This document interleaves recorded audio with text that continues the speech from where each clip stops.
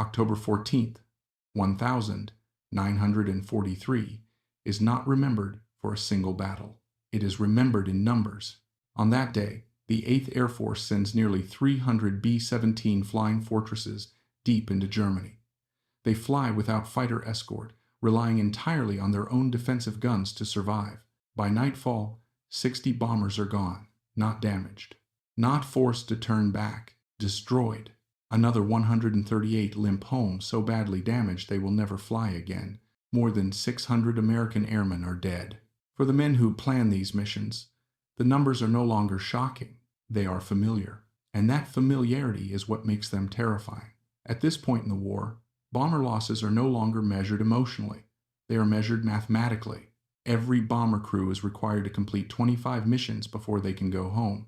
But by late 1943, the statistics show something impossible. At the current loss rate, no crew can survive long enough to finish their tour. Not a few crews. Not unlucky ones. None. Daylight precision bombing, the strategy meant to cripple Germany's industry, is killing its own crews faster than the enemy can be destroyed. The official explanation is simple. German fighters are aggressive.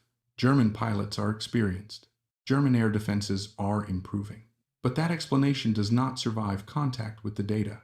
When analysts break down how bombers are being lost, a pattern emerges. Again and again and again. German fighters are attacking from the same direction. 6 o'clock. Low. The rear approach. From this angle, the B-17 is most vulnerable. It is also where the bomber's defenses are supposed to be strongest. The tail gunner is meant to be the final barrier, the man who stops the attack before it reaches firing range. The reason German pilots should think twice before closing in. On paper, it sounds reasonable. In reality, it is a lie. Inside the tail of a B-17, the gunner kneels in a cramped metal compartment barely large enough to move. His legs are braced against the aircraft structure. His body absorbs vibration, recoil, and cold. The temperature at altitude drops below -40 degrees. He wears thick gloves, an oxygen mask, heavy clothing that limits movement. In front of him are two 50 caliber machine guns, each weighing more than 80 pounds, and the only tool he has to aim them is a crude ring and bead sight. 2 pieces of metal, nothing more. The system offers no assistance, no correction for the speed of the attacking fighter, no calculation for deflection, no feedback on where his bullets are actually going. To hit a target moving at hundreds of miles per hour, the gunner must guess. Guess how fast the enemy is moving. Guess where the enemy will be when the bullets arrive. Guess how far ahead to lead the shot. All of this while the aircraft shakes, flak explodes nearby, and cannon fire closes in from behind. When the gunner fires, the tracers streak into the sky. Most of them miss. They miss not by inches, but by meters. They pass behind the attacking fighter late, every time. German pilots learn this quickly. They are not afraid of the tail guns. They accept a few seconds of inaccurate return fire, close the distance, and then open fire with 20mm cannons that tear through the bomber's tail like paper. Once that happens, the aircraft is finished. This failure is not anecdotal. Post-mission analysis reveals that tail gunners are hitting their targets less than 8% of the time. 8%. Under combat conditions, the bomber's last line of defense barely works at all. Luftwaffe after-action reports confirm it. Rear attacks are described as dangerous but manageable. The risk is acceptable. By the fall of 1943, German fighter tactics are built around this knowledge. They attack from behind because it works, and it keeps working. Mission after mission. At headquarters in England, commanders study casualty reports late into the night. They see the same conclusions everyone else sees. The defensive system has failed. Without a solution, daylight bombing cannot continue. Engineers propose fixes: larger guns, powered turrets, redesigned tail sections, but every option takes time. Months, years. Men do not have months, they have days. And while senior officers debate engineering timelines and procurement procedures, the bombers keep flying, and they keep dying. What no one at headquarters knows is that the solution will not come from a design bureau. It will not come from a factory. It will not come from anyone with authority to change anything at all. It will come from the back of a bomber, from a two-year-old tail gunner who has just watched his shots miss again and again and again, and who has decided that the system killing his friends cannot be accepted. Michael Romano does not stand out. He is not older than the other gunners. He is not more experienced.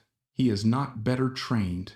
In August of 1943, when he arrives at Bassingbourn Airfield as a replacement tail gunner for the 91st Bomb Group, there is nothing in his record that draws attention.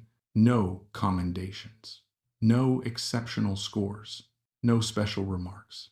He is simply another body assigned to the back of a bomber. Romano is from Pittsburgh. He left high school early to work in steel mills when his father fell ill. He learned how to repair machines by watching them break. He learned how to fix things not from textbooks, but from necessity. When America entered the war, Romano enlisted in the Army Air Forces, hoping for something better than factory floors and blast furnaces. Instead, he was assigned to aerial gunnery school, not because of aptitude, because of size.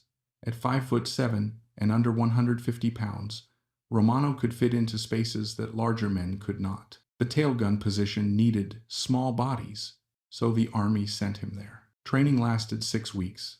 6 weeks to learn procedures. 6 weeks to memorize checklists. 6 weeks to qualify on a firing range that bore little resemblance to combat. Romano's scores were average. Adequate trigger discipline. Acceptable maintenance habits.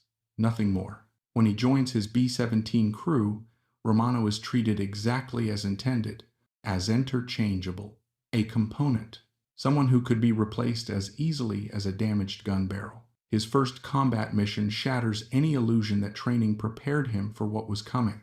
At altitude, the cold is brutal. His gloves stiffen. His fingers lose feeling. The aircraft vibrates constantly, making steady aim impossible. When the fighters arrive, everything happens faster than he expected. He fires when he thinks he should. The tracers streak past empty sky. Later, gun camera footage confirms what he already knows. He hit nothing. On his second mission, the result is the same. On his third, worse. German fighters attack from the rear, exactly as the intelligence briefings warned. Romano fires hundreds of rounds. The bombers behind him begin to disappear. After landing, the hardstand is quiet, too quiet. Romano does not talk much. He listens. He watches how the veterans behave. He notices the way experienced gunners joke about their odds, how they never talk about finishing 25 missions, how they count time in sorties, not months. He notices something else too. No one expects the tailguns to work. After his fifth mission, on October 4th, 1943, Romano's frustration reaches its limit. His bomber returns riddled with flak holes. 2 fighter attacks nearly destroy the aircraft. Romano fires over 600 rounds. Again, he hits nothing. Another tail gunner from a neighboring bomber, his closest friend on the line, does not return. A German fighter attacked from directly behind. Romano fired. The fighter did not break off. That night, Romano does not go to the mess hall. He walks back to the aircraft revetment alone, carrying a maintenance flashlight and his logbook. The bomber still smells of burnt cordite and hydraulic fluid. He climbs into the tail section and kneels where he always kneels. And for the first time, he does not think about the enemy. He studies the guns. Romano realizes something no training manual ever mentioned. The problem is not courage. It is not discipline. It is not even reaction time. The problem is that tail gunners cannot see what they are doing wrong. They fire, but they never see the relationship between where they aim and where the bullets go. By the time the tracers appear, the target has already moved. Every correction is late. Every shot is a guess. Romano is not thinking about innovation. He is thinking about survival. He knows one thing with certainty. If nothing changes, he will die. Not eventually. Soon. He flips on his flashlight and studies the curved plexiglass window behind him. In its surface, he sees distorted reflections of the tail, the sky, the guns. It is not clear, but it is information. And for the first time, Romano understands what has been missing. Feedback. He opens his logbook and he begins to draw. Michael Romano does not have a breakthrough moment. There is no flash of inspiration, no sudden certainty. There is only exhaustion and a quiet refusal to accept what everyone else already has. Kneeling in the tail section, Romano studies the space around him, the guns, the mounts, the narrow arc of fire, the small plexiglass window curved just enough to distort everything behind the aircraft. This is where he spends every mission. This is where men die. The more he looks, the clearer the problem becomes. The tail gunner is blind, not literally but functionally. Romano can see the enemy aircraft. He can see the guns, but he cannot see the relationship between the two. He has no way to tell where his bullets are actually going until it is already too late. By the time the tracers appear in his field of view, the fighter has moved. Every correction is delayed. Every burst is a guess. Romano understands something the training manuals never admit. Aiming from the tail is not about precision. It is about timing, and timing requires feedback. He notices his reflection again in the curved plexiglass. It is distorted, imperfect, but it shows something important. From that angle, he can see parts of the sky and tail assembly that his iron sights never allow him to track directly. Romano turns his head slightly. The reflection shifts. For the first time, he sees potential. What if he could see his tracers without breaking his firing position? What if he could watch where his bullets went while still keeping his eyes on the target? What if correction could happen immediately, instead of seconds too late? Romano opens his logbook and begins sketching. He draws the gun mount, the tail section, the limited field of view.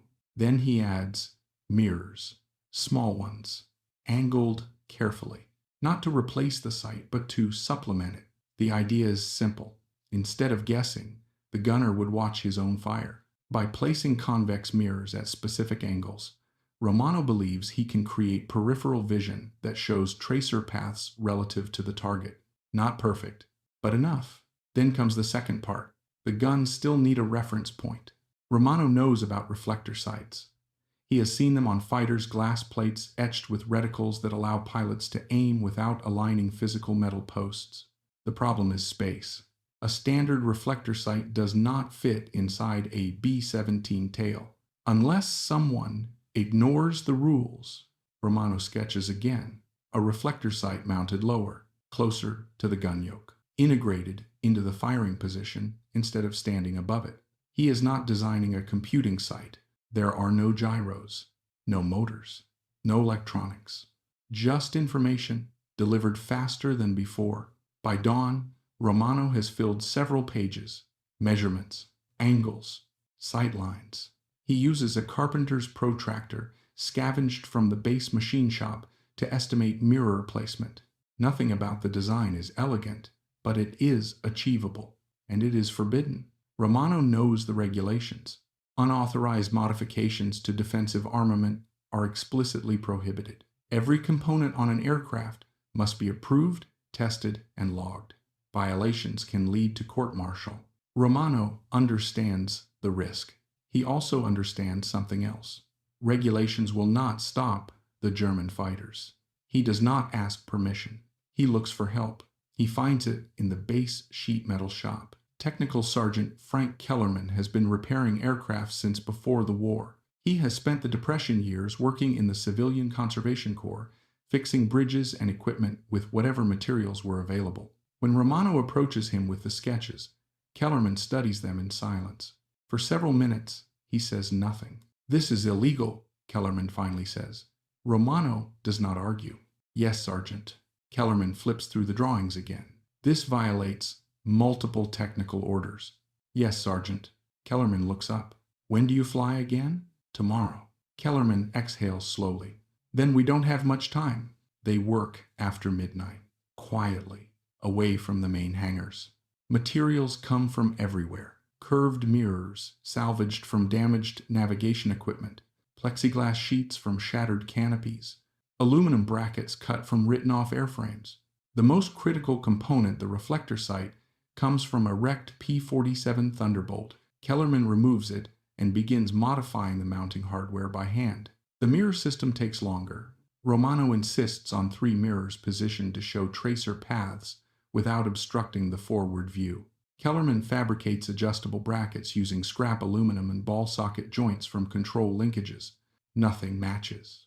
Everything requires adjustment. They fit the components into the tail section repeatedly, testing sight lines, shifting angles, tightening bolts. At 4:30 in the morning, the system is installed. It is crude.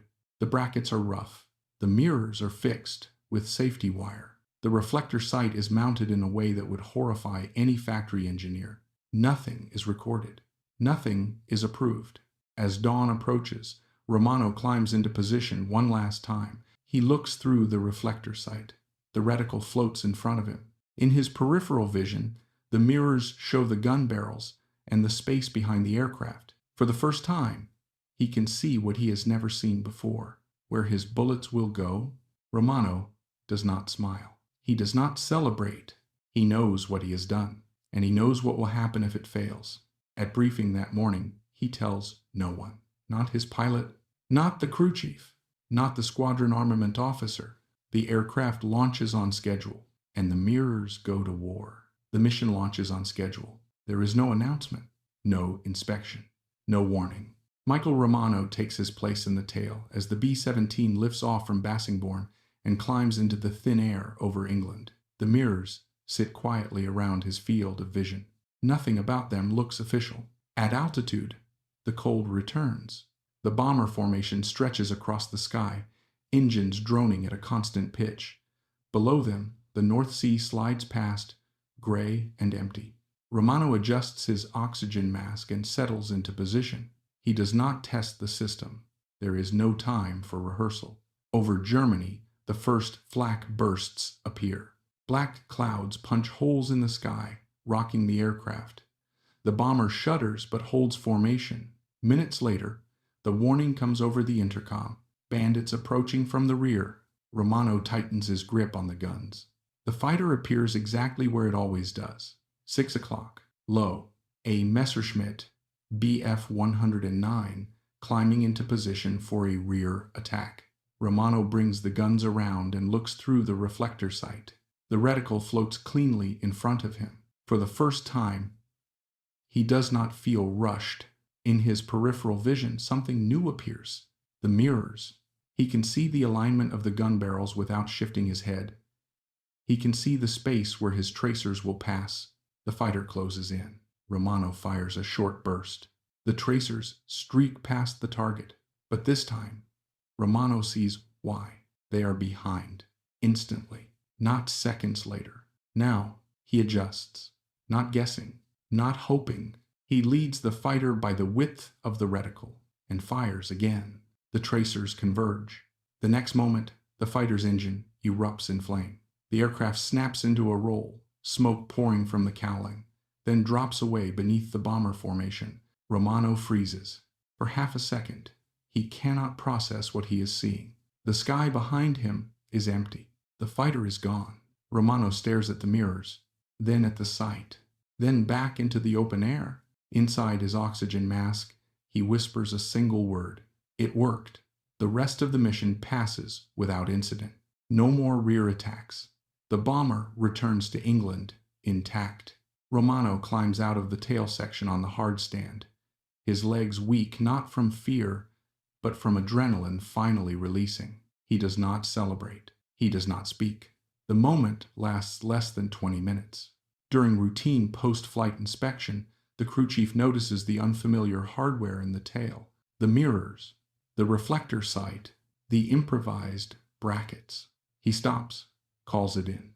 Within minutes, officers arrive at the aircraft. The squadron armament officer, Captain Richard Voss, climbs into the tail section and stares at the installation. His expression hardens. "Who authorized this?" he demands. Romano steps forward and stands at attention. "I installed it, sir." Voss looks at him sharply. "You did what?" "I installed an improved sighting system." Voss's voice rises. "Do you have any idea what regulations you violated?" "Unauthorized modifications." Unapproved components. Structural risk. Fire hazards. Romano listens without interrupting. Remove it immediately, Voss orders, or I will recommend court-martial for destruction of government property. Romano does not argue. Sir, he says calmly, the system works. Voss explodes. I don't care if you shot down the entire Luftwaffe, he snaps. That equipment is not approved. It is not Boeing standard. It is not Army Air Force's issue. Romano says nothing. The mirrors are ordered removed. Word spreads across the 91st Bomb Group within hours. By evening, every tail gunner on base knows what happened. The reactions split sharply. Veteran gunners crowd around Romano, asking questions. How wide is the field of view? How stable are the mirrors at speed? Can you see tracer drift clearly? For the first time, tail gunners are not joking about their odds. They are asking how to survive. The engineering staff reacts differently. They see risk, precedent, loss of control. If one enlisted man modifies his weapon, what stops others from doing the same? On October 11th, an emergency meeting is called. 14 officers pack into a briefing room. The tone is hostile. This cannot be allowed, Captain Theodore Morrison, assistant armament officer, insists. We cannot have enlisted personnel re-engineering combat systems based on personal judgment. One officer interrupts. He shot down a fighter. One engagement proves nothing, Morrison snaps. Major William Calhoun, operations officer, stands. Our tail gunners are hitting 8%, he says. If this system improves that even slightly is not data, Morrison cuts in. Then collect data, Calhoun fires back. The argument escalates. Safety versus survival. Procedure versus casualties. No one agrees. The dispute reaches Colonel Stanley Ray, commanding officer of the 91st Bomb Group. Ray listens without interrupting for over an hour. Finally, he speaks. How many bombers did we lose last week? No one answers. Captain Morrison, Ray says quietly, I asked you a question. 17, sir. And how many confirmed fighter kills by tail gunners? 3, sir. Ray nods slowly. 17 bombers. Hundreds of men. 3 kills. Ray looks at Romano. Sergeant, your modification stays on your aircraft. Morrison protests. Ray raises a hand. You will fly the next 3 missions with gun cameras recording every engagement. Ray continues. If your hit rate improves measurably, we authorize installation across the group. He pauses. If it does not, the equipment comes off and you will answer for the violation. Romano salutes. Yes, sir. The meeting ends. The mirrors remain in place, and the Air Force waits for proof. The test begins the next morning. No announcements, no ceremonies, no confidence, only orders. Michael Romano will fly 3 consecutive missions with the unauthorized sighting system still installed. Gun cameras will record every engagement, every burst, every miss. The result will decide everything. October 12th, 1943. The 8th Air Force dispatches over 200 B-17 seconds towards submarine construction facilities along the German coast. Luftwaffe interceptors scramble almost immediately. This is not a controlled test. This is combat. At altitude, Romano settles into the tail position. The mirrors are unchanged. The brackets still crude. The reflector sights still mounted in a way no regulation would approve. Nothing has been refined. Nothing has been improved. The first fighter appears from 7 o'clock high, a Focke-Wulf 190 diving fast. Romano tracks it through the reflector sight. The reticle floats steadily in front of him. In his peripheral vision, the mirrors show the gun alignment and tracer paths. This time, there is no hesitation. Romano fires a controlled burst. The tracers appear in the mirrors immediately. They are off. He corrects in real time. The next burst walks directly into the fighter's wing root. Flames erupt. The FW-190 breaks away, trailing smoke. Gun cameras capture everything. Minutes later, another fighter attacks. 6 o'clock. Level, the most dangerous approach. Romano centers the reticle. Checks the mirrors. Fires. The Messerschmitt's canopy shatters. The aircraft rolls inverted and dives away. Another engagement. Another documented result. Romano lands with 2 confirmed kills and 1 probable. His total ammunition expenditure, under 400 rounds. That number matters. Traditional tail gunners average nearly 3,000 rounds per kill. This is not luck. Engineering officers review the gun camera footage that evening. They watch Romano's tracer patterns, the immediate corrections, the tight convergence. Captain Morrison says nothing. He does not argue. He cannot. The second mission follows 48 hours later. Another heavy bomber stream. Another swarm of interceptors. This time, multiple tail gunners in the formation are watching Romano closely over the intercom. They hear his bursts. They hear his calm callouts. They see fighters break away. Romano records 2 more confirmed kills. Hit rates for the formation improve dramatically. The mirrors are not magic. They are information. And information is changing the fight. By the end of the third mission, the data is undeniable. Romano averages fewer than 200 rounds per kill. His hit rate exceeds 20%. That is nearly triple the previous average. Colonel Ray reviews the numbers himself. This isn't an anomaly, he says quietly. This is a solution. The order is given. Install the system across the 91st Bomb Group. Immediately. There is no time for factory approval. No time for formal procurement. Instead, the base maintenance crews improvise. Production begins inside the maintenance hangar. Reflector sights are scavenged from damaged P-47 fighters. Mirrors are pulled from wrecked navigation equipment. Aluminum brackets are fabricated by hand. 4 complete systems per day, sometimes more. Within 2 weeks, 18 B-17 seconds carry the mirror-assisted reflector sight. The results are immediate. October 20th. Tail gunners equipped with the new system engage 47 fighter attacks. They score 11 confirmed kills, a hit rate exceeding 23%. November 3rd. Another mission. 16 confirmed kills, hit rate 23.5%. November 5th. 13 confirmed kills. The pattern holds. German pilots notice. Luftwaffe after-action reports begin mentioning increased danger from rear approaches. Rear attacks, once routine, now carry unacceptable risk. Fighter tactics shift. The reports reach 8th Air Force headquarters. Then higher, on November 18th, Brigadier General Frederick Castle arrives at Bassingbourn unannounced. He inspects Romano's aircraft personally. He reviews the gun camera footage. He interviews Romano for half an hour. "How did you know this would work?" Castle asks.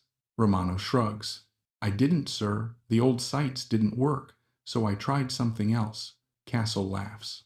It is the first time anyone has laughed about tailgun accuracy in months. The authorization comes quickly. The system will be implemented across the 4th Bombardment Wing, every B-17, within 30 days. By December 1943, the mirror-assisted reflector sight is installed on hundreds of bombers. The system receives an official designation. Its origins are carefully sanitized. The word illegal disappears from the paperwork. Loss rates fall. Rear attack losses drop by more than 30%. That translates to dozens of bombers, hundreds of men, alive. The Luftwaffe abandons its preferred rear attack profile. Head-on attacks increase. More dangerous. More costly. Daylight bombing survives. Not because of a new aircraft, not because of a breakthrough weapon, but because a single tail gunner refused to keep firing blind. The change does not arrive all at once. It moves quietly, from one aircraft to another, from one hard stand to the next. At first, only crews inside the 91st Bomb Group notice the difference. Rear attacks do not feel the same anymore. German fighters still approach from behind, but now they hesitate. Instead of pressing in, they break away earlier. Instead of lining up calmly, they jink and roll under fire. Tail gunners feel it before anyone else sees it in reports. The enemy is reacting. Word travels faster than paperwork. Crews from neighboring groups walk across the field to Bassingbourn just to look inside Romano's tail section. They do not ask about regulations. They do not ask about authorization. They ask one question. Does it work? They are shown gun camera footage. They see tracer paths adjusting in real time. They see fighters breaking apart mid-attack. That is enough. Within days, maintenance crews at other airfields begin experimenting. Unofficially, they salvage reflector sights from wrecked fighters. They cut mirror brackets by hand. They copy Romano's angles from memory. Nothing is standardized yet. Everything is improvised. At 8th Air Force Headquarters, reports begin to stack up. Rear attack losses are dropping, not gradually, sharply. Analysts compare mission data from early October to late November. The difference is unmistakable. Bomb groups equipped with a modified tail sight are losing fewer aircraft, not 5% fewer, not 10. More than 30% fewer losses from rear attacks. This creates a problem because the official doctrine has not changed, and the paperwork does not explain the improvement. Senior officers request explanations. Engineering staff review footage. Procurement officers demand documentation. The modification now exists in an uncomfortable space. It is saving lives, but it does not officially exist. That tension cannot last. In late November 1943, formal evaluation teams arrive. They inspect aircraft. They measure mirror angles. They record sight placements. The design is no longer whispered about. It is documented. The conclusion is unavoidable. The mirror-assisted reflector sight works, not because it is elegant, not because it is advanced, but because it gives tail gunners something they never had before: immediate feedback. The authorization expands, first to the entire 4th Bombardment Wing, then beyond. Other wings request installation authority. The Air Force does not advertise the change. It simply allows it to spread. By December, hundreds of B-17 seconds carry some version of the system. Some are clean, some are crude, but the effect remains the same. Rear attacks become costly. German fighter pilots notice the shift immediately. After-action reports begin warning against prolonged rear approaches. Losses increase. Attacks that once felt routine now feel dangerous. Tactics change. Head-on attacks increase. More difficult, more risky, but necessary. This matters because head-on attacks expose German fighters to concentrated nose fire. Casualties rise. Attrition accelerates. The mirror system does not win the air war by itself, but it tilts the balance. Enough. Meanwhile, Michael Romano continues flying. He does not become famous. He does not receive immediate recognition. He is still a tail gunner, still flying missions, still vulnerable. In February 1944, during the massive Big Week offensive against German aircraft production, Romano's bomber is hit repeatedly by flak over Leipzig.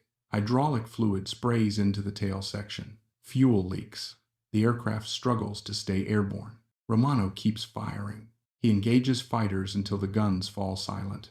The bomber crash lands in Belgium. The crew survives.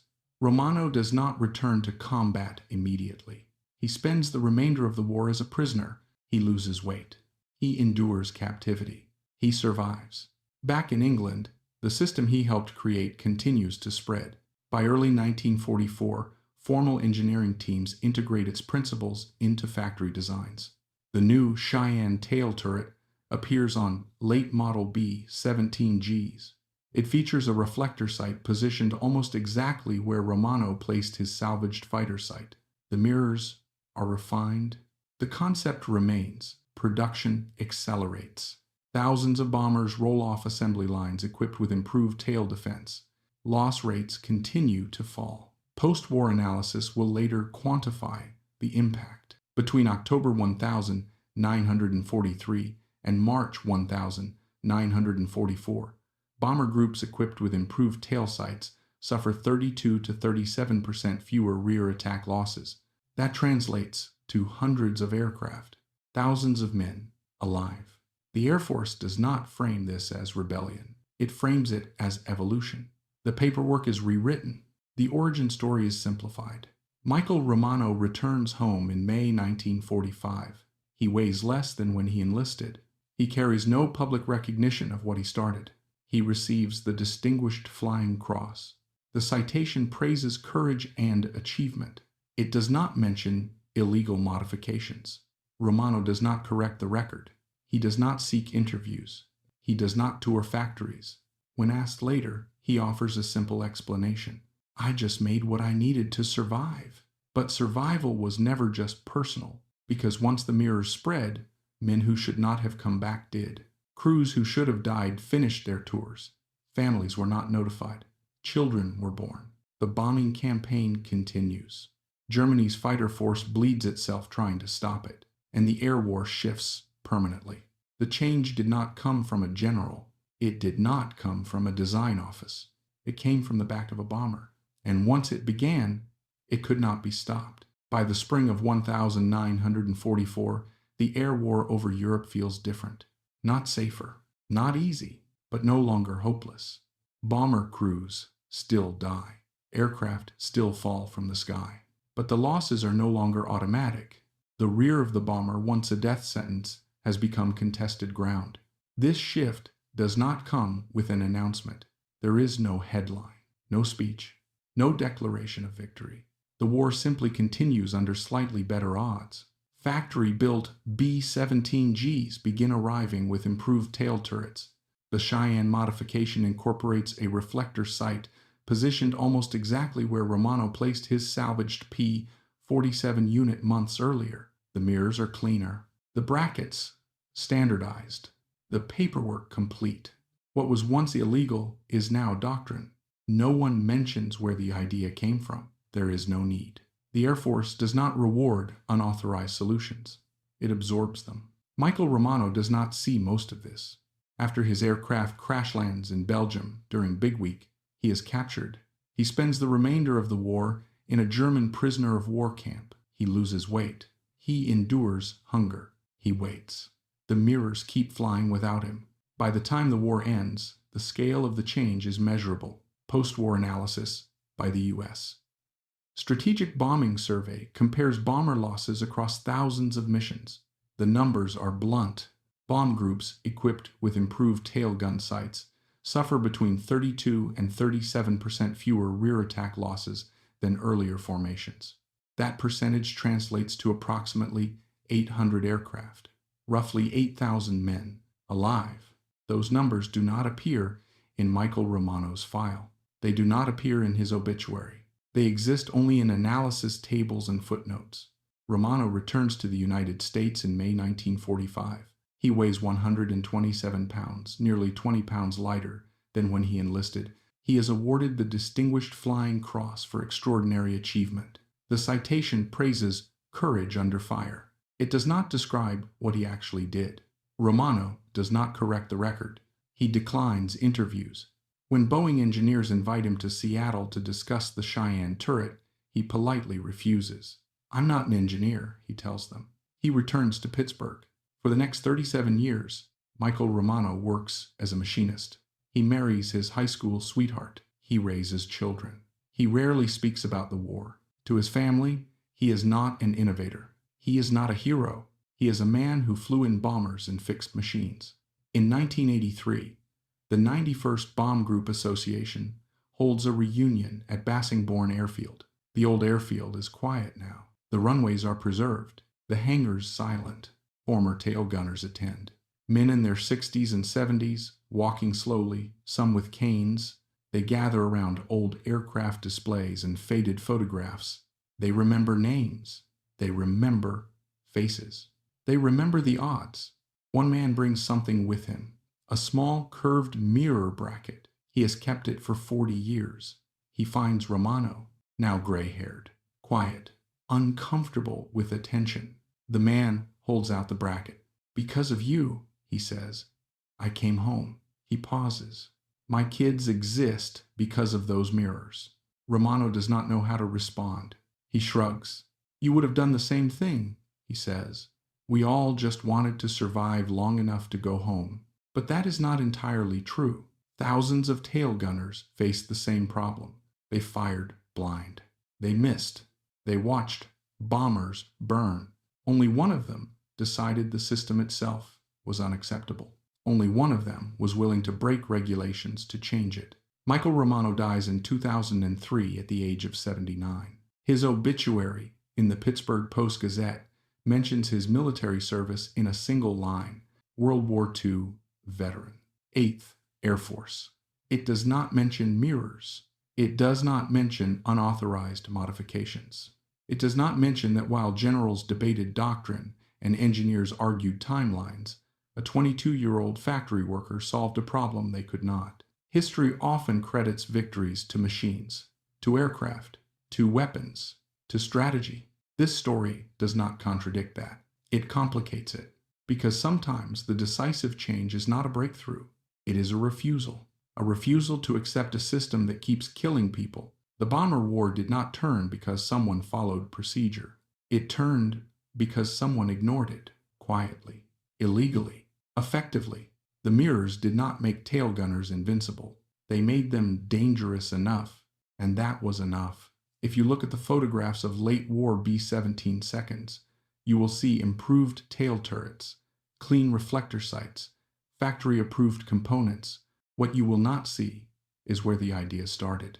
It started in the back of a bomber, with a flashlight, a logbook, and a man who refused to keep firing blind.